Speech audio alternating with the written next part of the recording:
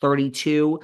I love housewives in their 50s and 60s. I truly do. I think that's the whole point of why we started the show. I think it brings something different. It gives a platform to women that, back in the day in Hollywood, the joke was you never work after 40 if you were an actress. I mean, look at Meryl Streep though, honey.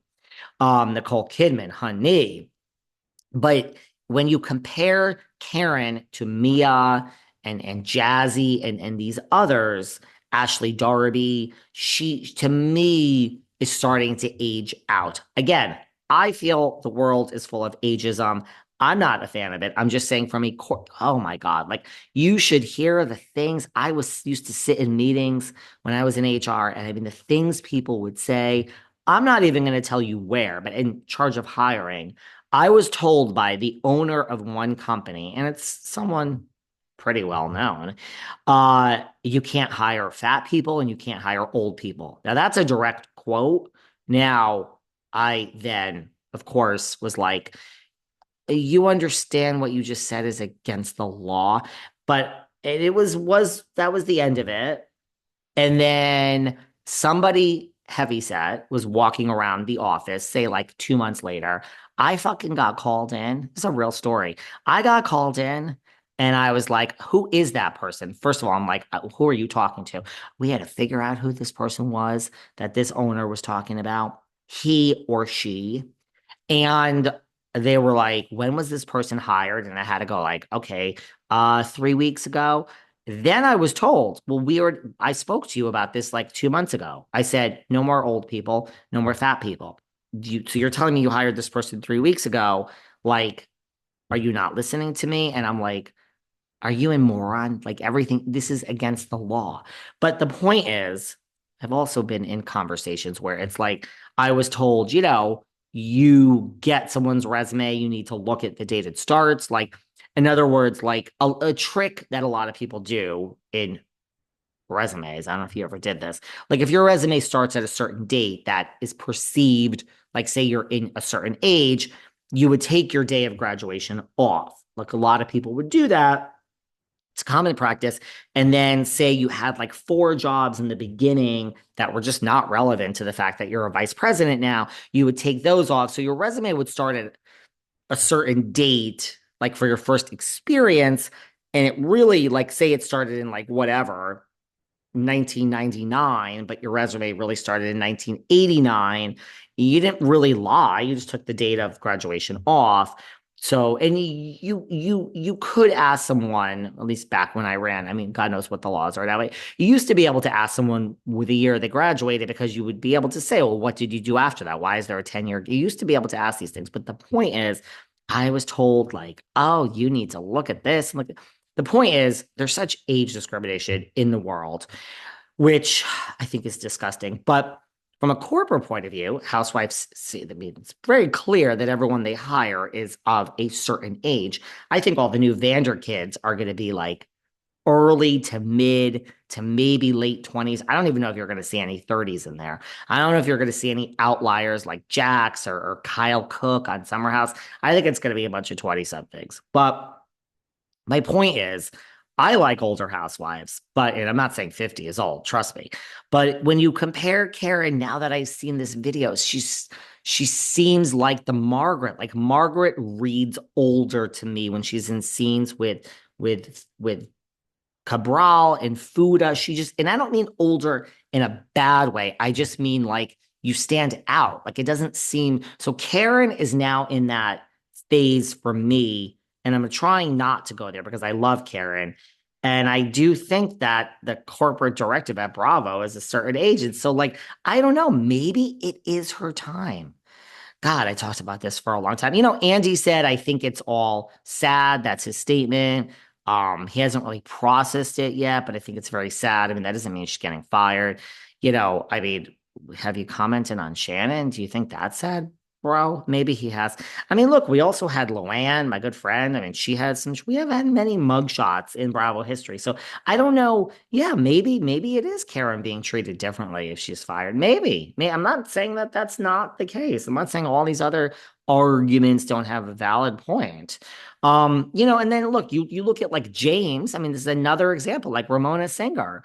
At best, Bravo new in production, look, they don't want the buck to stop with them. So when production knows something, they bring it to Bravo, right? Cover your ass, cover your ass. Production's like, we ain't getting sued. Bring it to Bravo. So, at best, Bravo production brought to Bravo, we all know, at least a year before James was arrested for all this stuff, allegedly against Allie, because Allie hasn't spoke to say it's exactly against her, even though it clearly is. But they knew at least a year before that there was, at best, that there were rumors and nastiness surrounding James. Rumors and nastiness. And, that there were, Kristen said what she said, Raquel and Bravo, investigated. And just like the singer Stinger, what we wanted to keep, we kept James, right? We gave him a prime DJ spot at BravoCon. We gave him an award for what, most gregarious. So if we wanted to get rid of James, we would have. I mean, if this happens to Peter Madrigal or little Alley Cat or Brock Davies, they'd be gone. If there was real, the same investigation and whatever against Brock, Sheena would be told Brock is gone, film without him, period, or lose your job. Alley Cat, any of the characters we don't really need on the show, right? Peter Madrigal. But you know what? It's James. I mean, he's a valid part of, a show that's making a shitload of money. We have Scandival. We're not going to get rid of James Kennedy. Actually, we're going to make him like the number one guy in the group and give him the best edit because he's defending Ariana. So my point is, I guess in a real roundabout way, they don't really care. They decide if they need you for the show, and then they will sweep things under the rug or edit around that and give you whatever edit favors the show. Sad, but that is just how corporations work. So in Karen's case, to make a long story short, although I guess short is the wrong word because we're still talking about this. I don't know. TBD. Could Potomac go on without Karen? Sure. Every show can go on without someone. Hello, Andy. Hello, Bravo. Every franchise can go on without your perceived lead person on the call sheet. Take a chance. New Jersey could survive without Teresa. Actually, most people listening to this prefer that it survives without Teresa. Not everyone, most. So I don't know. We'll see what happens. I am not sure. In other news, we have a lot of other things to talk about to the extent we still have time. Mauricio has done some interviews along with PK, and Mauricio has let us know that him and PK are very in favor of Kyle and Dorit rekindling their friendship.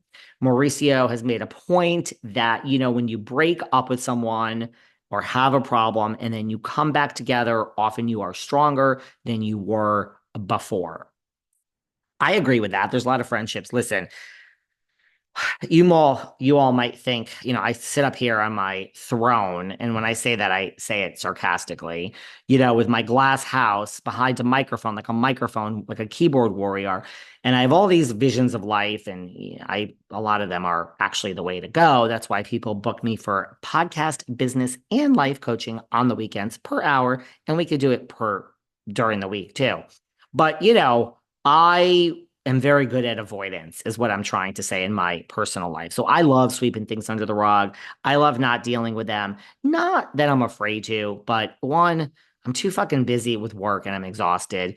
Two, I just have such a low threshold for drama and who's mad at who. It's like, I don't care. As long as you're alive, I don't fucking care about these nuances. I just care about health and just we're alive. Let's not make a big deal out of things, okay?